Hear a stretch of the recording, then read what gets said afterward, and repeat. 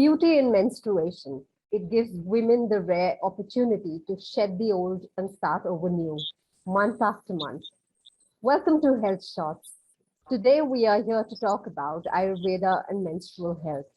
And we have with us Dr. Vivekananda, who has over 16 years of experience in the field of integrative medicine. He's a third generation Ayurveda doctor and is also the Ayurveda Advisor for skincare and wellness brand Kama Ayurveda. Thank you for joining us, Doctor. Thank you, ma'am. Doctor, to begin with, I want to understand, what does Ayurveda say about menstruation?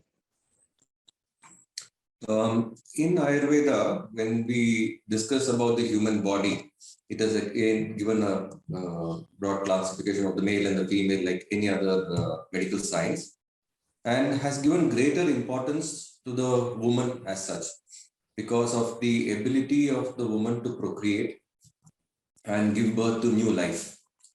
And in order to do that, the body has to go through a regular cleansing and rejuvenation and the suppleness. So we call the woman, being the fairer sex, the softer bodied person, because of that suppleness that is necessary for a new life to grow.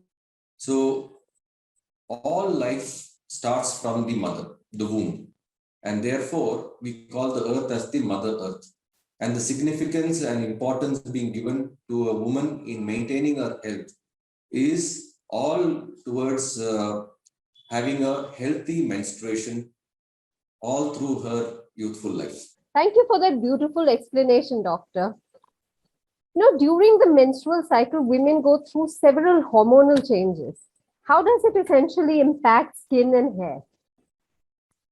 The state of the quality of the skin or the beauty, we always say, is directly proportional to the quality of the blood that is there within the system. And in Ayurveda, though we primarily talk about the three doshas balancing the air, fire, water, these air, fire, water elements have a direct influence on the 7 structures that upkeep the body. And that 7 structures we call as rasa, rakta, mamsa, meda, asti, majja, shukra are formed from the food essence. So it goes back into having a very good, balanced, well-cooked, stable home-cooked food to a great extent that the traditional systems of different states believed in for their climate, air, water, was necessary for each one to maintain a good health in their system. So in these dhatus, the second dhatu that is formed is called as the rakta dhatu. And that is formed from the first dhatu, which is called as the rasa dhatu. And very beautifully, Ayurveda says the rasa dhatu is meant for prenanam. That is for nourishing all the tissues in the body and improving that enthusiasm, the urge to do something, the need that arises from within is from that formed rasa dhatu in the body. And the essence of rasa dhatu then forms the rakta dhatu. So while this rakta dhatu is being formed, the byproduct is called as the artava or the menstruation. So every woman should understand that it is most important that they take care of their nutrition all through their lunar cycle. See, we also say that the menstruation is like the moon's upward and downward movement, right? So a healthy menstruation in the text believes that it starts on a new moon day and the ovulation happens on the full moon day. And then it starts receding and the body is willing to shed when it is not fertilized or not ready to give birth to a child by the 28th day. And then the new moon again starts. That's the beauty of the simile that has been given in the science. So the same way, this rasa dhatu, if it is formed well, then you have a very healthy menstruation. And the next dhatu, which is rakta dhatu, which gives life to every cell in the body, is then produced. So if this rakta dhatu is produced in very good quantity and quality, your skin, hair, nails, teeth, everything gets the right optimal nutrition, and therefore you glow with beauty. So these two are the prime elements, or out of the 7 dhatus, the 2 dhatus which play a very major role in maintaining your beauty. Doctor, speaking of skin, many women face acne breakouts and pimples just before or even during their menstrual cycle. What can be done to combat it? Yes. So one of the importance in understanding why acne and pimples come out is because the acidic medium in the blood, the pH value of the blood varies. So when your diet is not right, your sleep is not right, or you're influenced by your stress and other activities, travel, work, the acidic medium in the blood increases. So the pH value is reducing. It's becoming more and more acidic. And just as we feel that water boils, the blood also starts becoming more acidic and boil, and you have acne and pimples on the system. So to combat it, what we need are to do things which are cooling in nature. You can hydrate yourself very well, get enough rest, get the right amount of sleep, and the vegetables like the cucumber, the melons, fruits like watermelons, then buttermilk, and herbs like vetiver, the red sandalwood. These are all very cooling in nature. They will help you in balancing that pH value in the blood and thereby bringing down the acidic value. So the importance is to calm down during that period when the body is actually trying to regenerate. There's a lot of dead skin coming out. The layer that is called as the endometrium in the uterus is crumbling with that one ovum which is not fertilized and trying to make way for the next supple layer that is coming in. So during that cleansing process, there's a lot of acidic medium that can build up, that can happen if you are not resting well, not hydrating well, or your food is very acidic in medium. It's lovely how everything is so interconnected. Yes, it is. Yes, absolutely. Also, when we go through menstruation, we also go through period cramps, and that just is not limited to abdominal pain, but it also extends to your legs, to your back, and even arms sometimes. Doctor, I want to understand, is massage an option or is it recommended during this time? To answer this question, we have to understand the anatomy of the system also.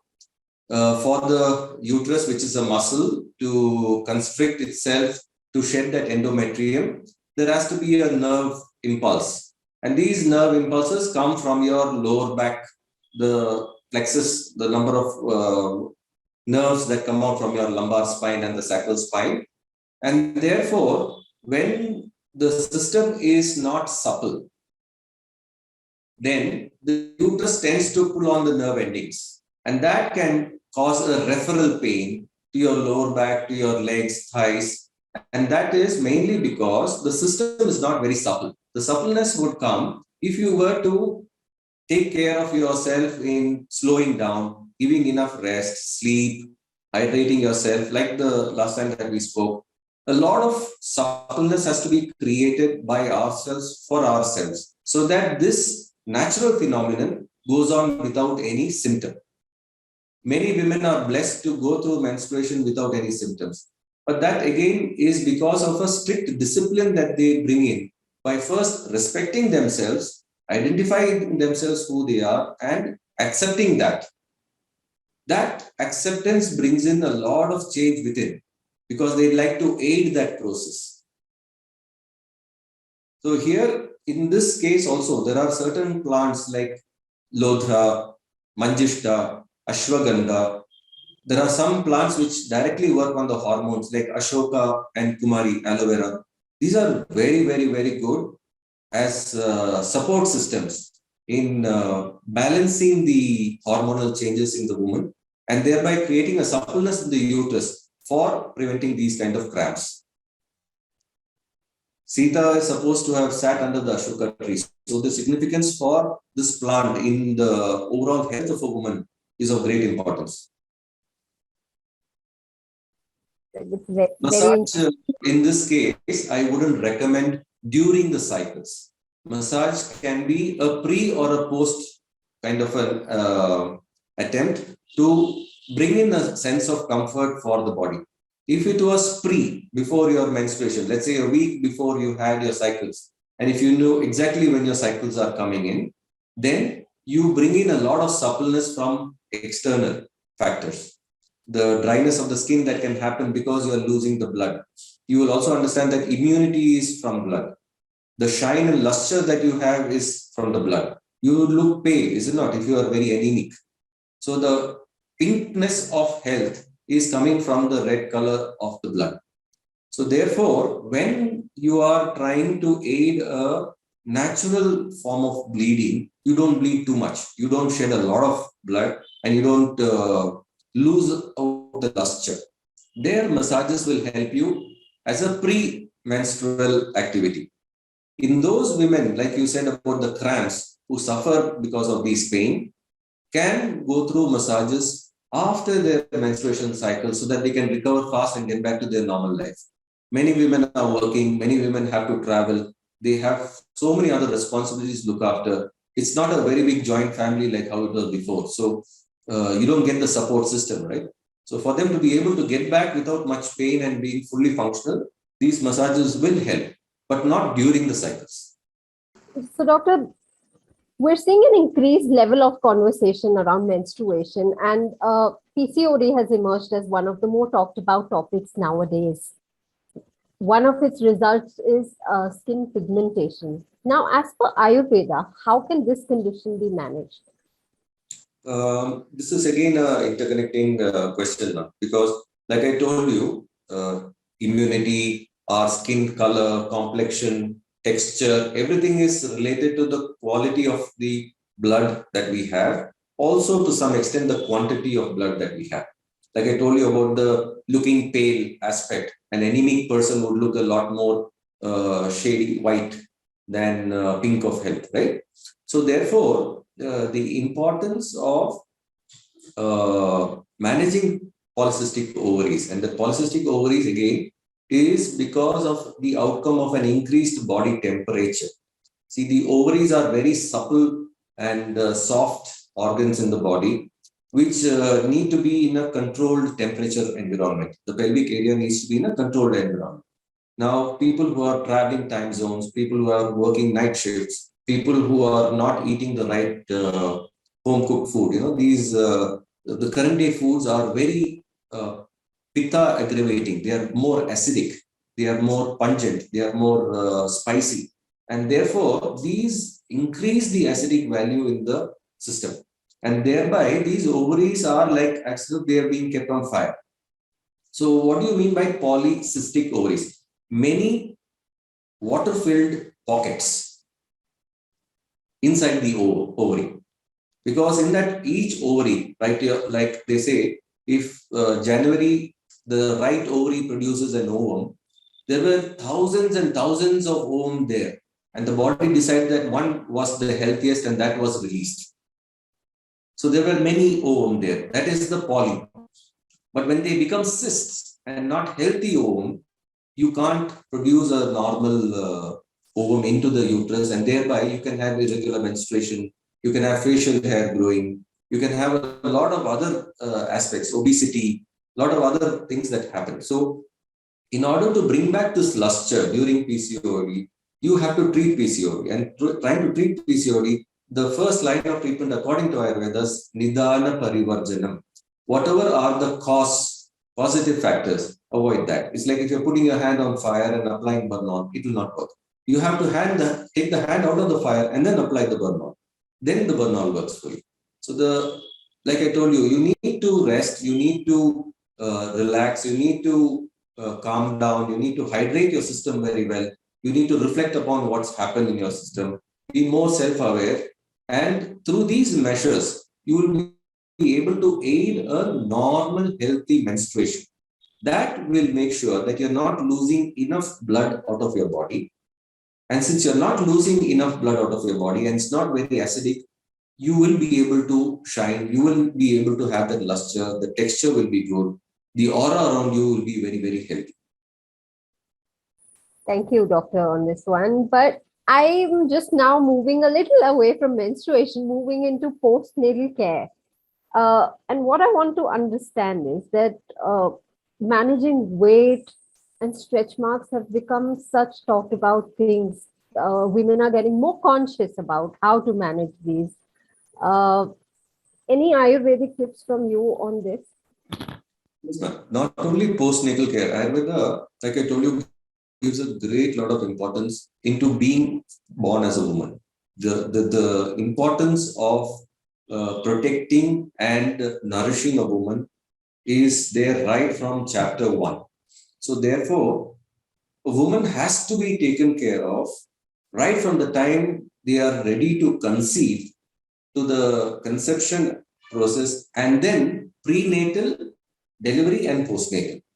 So there are n number of measures mentioned, like massages to be done, face packs to be applied, hair packs to be applied, because there are so many hormonal imbalances that are happening, and the baby is like a parasite. It is living on the blood of the mother, right? So the mother is actually giving life to two people, herself and the baby, which is going to come out after 9 months. So it has to nourish more than one body, which it was doing before it conceived. Is it not? So therefore, the optimum nutrition that is necessary right from the time you conceive, and each month, each type of nutrition has been mentioned. So that is important for you to take the pregnancy through the 9 months in a very healthy way. You don't have an abortion. Your skin stretch marks and all are not formed the way usually it is formed. You don't lose a lot of hair. The dryness of the hair is not there. You don't go through the lack of luster that comes. Many women tend to become dark after the delivery. So here again, there are many face packs mentioned, which contain Manjishta, which contains Triphala, which contains Lodha. These are products which will help in bringing back that luster to the system. There are a lot of scrubs mentioned in the text, which contain these same plants. Primarily, Triphala is an ingredient in it. Vetiver as an ingredient in it, because a lot of heat is then emanated out of the body. So these have to be cooled down. And that is through the scrubbing and exfoliating activities that are done by using these herbs mixed with milk or in the form of an oil. One of the most important oils mentioned in Ayurveda for a woman is a formula called as Dhanvantaram Tailam. So this Dhanvantaram Tailam is a very, very protective and nutritive formulation for a woman. So this is an oil that we would recommend from from the 6th month, 7th month onwards to be massaged on the lower back, on the abdomen, on the pelvis, on the hips, so that the woman would not have to go through that excruciating pain during labor. One, because of this process that has been done before the delivery, the stretch marks are not much. So post-partum, when you do this massage again, the elasticity of the skin, which has increased by having the baby grow month by month, that elasticity then is brought back to normalcy. The balance of the spine, where the weight in the front and the back is then controlled properly, all this can be brought back. And you can get the woman to be perfectly functional and normal in a very short period of time.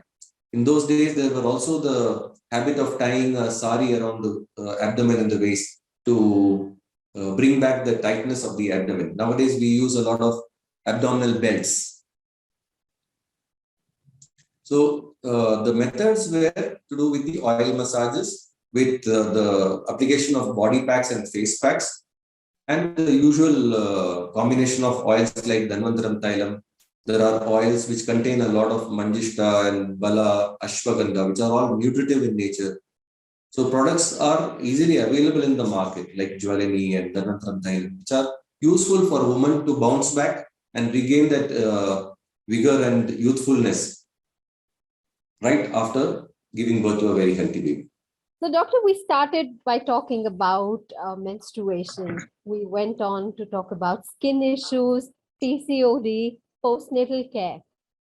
I want to ask you that with COVID times, women have growing concerns about hair fall, premature graying, and more such hair-related issues. So, what do you suggest for taking care? In Ayurveda, while talking about the hair, nails, and teeth, There's a reference which says that these are the byproducts of the bone or the asti dhatu. So just as the modern science also believes that the bone strength is from the essence of the bone marrow that is there within itself, the quality and quantity of the bone marrow decides whether you have osteoporosis or not. So therefore, the importance of bone strength is through optimum intake of vitamin D3 from the sun and calcium. Now that COVID has kept us between homes and offices, inside buildings, no going out, not exposing ourselves to the sun anymore, the supplementation of D3 through oral intake is an absolute must. Calcium can be taken through supplementation of medications or through diet, milk, ragi, eggs, meat. A lot of the cereals, they contain abundant calcium in them, and they can be only absorbed if your vitamin D3 is at the optimum level in the body. So in Ayurveda, the concept is a little different, but it also believes that the bone strength is important. So there, your previous question about massages, that is where this will come in. So nourishing oils like Dhanvantaram Thailam, Bala, Ashwagandha ingredient as a primary nourishing agent will help in improving the bone strength too. The cartilage and other soft tissues like the ligaments, tendons, their elasticity, their tonicity, all this is brought in by the oil massage techniques. At the same time, skin, hair, nails, they are also nourished by the application of the oil. See, oils which are promoting the hair growth like Bringaraja, then there is Amla, there is Triphala, Lodra. All these are very, very nourishing in nature and have been proven to improve the strength and texture of the hair. The same goes for our body too, in terms of the nails, the teeth. So there have been recommendation of oil pulling, because a lot of people are now doing online. They have to talk over the phone a lot, and there's also complaints from my patients that they have to work a lot more than expected. There were breaks, at least they would go with their colleagues to have a cup of tea. Now that is not there. They can't go for a walk during their lunchtime. So it's all sitting in one place and working, and that starts affecting their bone. Their, the overall not exposing yourself to the nature also takes a toll on the hair. But like I told you earlier on, the nutrition that we are getting from the kind of food that we eat nowadays, most of it is acidic in medium. And some of the common things in my clinical practice that people come and say is, typically the wives complain that the husband and the children want all these pakodas and all these mixtures and other things being made at home, which are not the healthiest of the things to be eaten. They are all acidic medium, you see. So that will make sure that the nutrition going that is necessary for these hair, nails, teeth, skin is compromised. So therefore, if we are able to make a conscious deviation towards right eating and supplement ourselves well with vitamin D3, calcium, and nutrient-rich food and drinks, fruit juices instead of aerated drinks, and bring down the acidic medium in the system, the proper growth and nutrition, nourishment for these structures can be given from home itself. But as products, till oil is the base oil that Ayurveda recommends for the body. Coconut oil as a base oil for the hair. These are nourishing by nature, even without any ingredients in them. But formulations that are 5,000 years old have withstood the test of time and are still very widely accepted all across the globe for their properties of improving the texture of the hair. So this premature graying of hair is primarily because of that acidic medium that is going in. And we can reverse that or arrest it at least by making sure that the acidic medium is not taken in, as we have been doing all these while. So ultimately, it all boils down to what's within, right? Yes. On that note, doctor, I would like to ask a very basic question. How does Ayurveda define beauty? Um, Ayurveda has touched upon this word beauty in being skin deep or how you appear. Ayurveda has spoken about measurements. Ayurveda has spoken about nourishment that is necessary at each stage of your life. And if we were to club all of those references and define it as one entity, it has to be about being very healthy. It has to be about being very healthy. So the state where all the doshas, the three doshas, air, fire, water, the seven dhatus, rasa, rakta, mamsa, meda, asti, majja, shukra, the malas or the wastes that are produced by the body, three in number, and the atma that we call as the soul within, and the indriyas. Indriyas are the sense organs. When all these are in a state of equilibrium, we tend to vibrate in a sense of utmost health. And if any person who is vibrating with utmost health will be exuberating beauty within themselves. So it would be wrong to say that this is the definition of beauty based on how they appear from external factors, but it has to be from every element within, which makes this whole body as one, to vibrate in a sense of equilibrium. That is the right definition of beauty. Thank you so much, Dr. Vivekananda, for this absolutely informative session for our viewers. And I really hope we do understand that we need to eat healthy always to stay healthy always. Thank you so The much. pillars that Ayurveda believes in is food, sleep, and lifestyle. So, if these three are understood, it's not only to do with food, it's also to do with getting the right amount of sleep and the lifestyle that we follow right from the time we wake up till we go to sleep. If these three are well balanced and we are self aware of how we are going about with these three factors, I think we all will lead a very healthy life and we all will look good. That's great. Thank you so much, Dr. Again.